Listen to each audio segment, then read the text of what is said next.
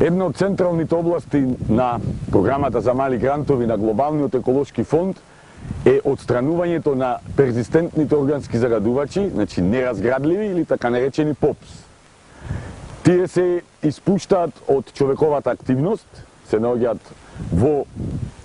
моторните масла, се наоѓаат во кондензаторските масла и се наоѓаат во секојдневната пластика. Кога настанува неправилно согорување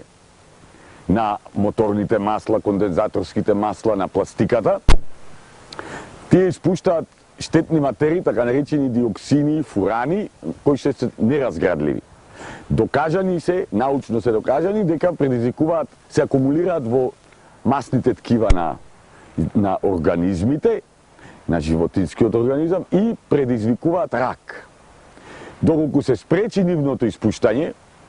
со активности од програмата на мали грантови и на Глобалниот еколошки фонд, се намалува можноста да тие се акумулираат во било кој жив свет и со тоа се пренесат во пирамидата на исхраната и стигнат до човекот и да предизвикаат рак. Значи, колку поконтролирано се врши собирање, отстранување, правилно отстранување на моторните кондензаторските масла, да речеме, и пластиката, кои што ги имаме во секојдневниот живот, да не се согорат, со тоа нема да се испуштат овие неразградливи органски загадувачи, природата ќе биде заштитена. Програмата за мали грантови веќе има неколку проекти кои што започнаа овде во Струмица со првиот проект и воопшто првиот проект доделен од програмата за мали грантови од областа неразградливи органски загадувачи, додадена во 2002 година во ГЕВ и нивниот модел на работа е потоа пресликан во други 4 општини во Источна Македонија и во 4 училишта во Чаир во Скопје.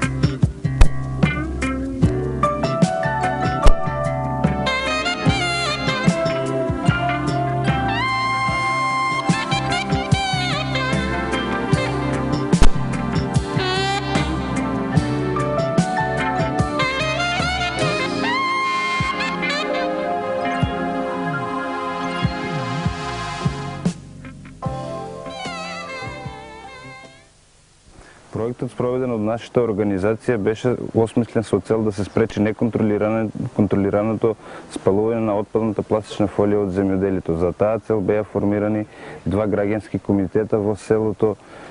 Просениково и во селото Куклиш со цел да самите граѓани одлучуваат и се справуваат со контролирано или неконтролирано спалување на отпадната пластична фолија од земјоделието. Овие 2 местни заедници од Струмицата се опфатни, прибидејќи се најразвиени со рано градинарско производство, односно најголемиот процент на отпадна пластична фолија се продуцира од овие 2 села, односно покрај на неконтролираното управување со таквиот вид отпад се спалува и се доведува до нарушување на животната средина. За таа цел, откога беа формирани 2 граѓански комитета,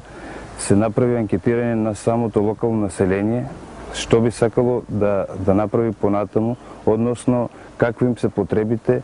доколку се продаде истата отпадна фолија од земјоделието која сега ја спалуваат, односно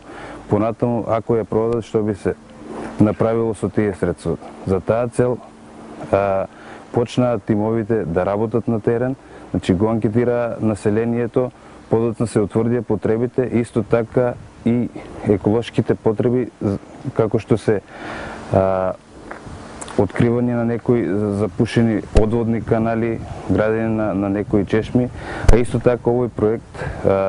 посебна чест ни е што произлезе еден нов систем на управување со таков вид на отпад кој подоцна се реплицира во Источна Македонија, односно во Скопје. Значи се дојде до нов производ на проектот каде што во училиштата се собира отпадни пластични шишиња од самите ученици кои организирано ги одлагаа на свое одредено место Подоцна кон таа акција се приклучи и црквата од селото Куклиш, кои средства беа искористени за уредување на бицата во училиштето.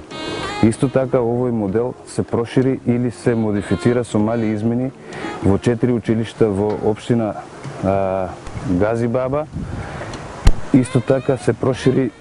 со мала модификација во источниот регион, односно во општините Пробишти, Пратово,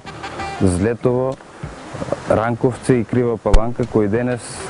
екзистираат во тие региони и покажуваат своји резултати.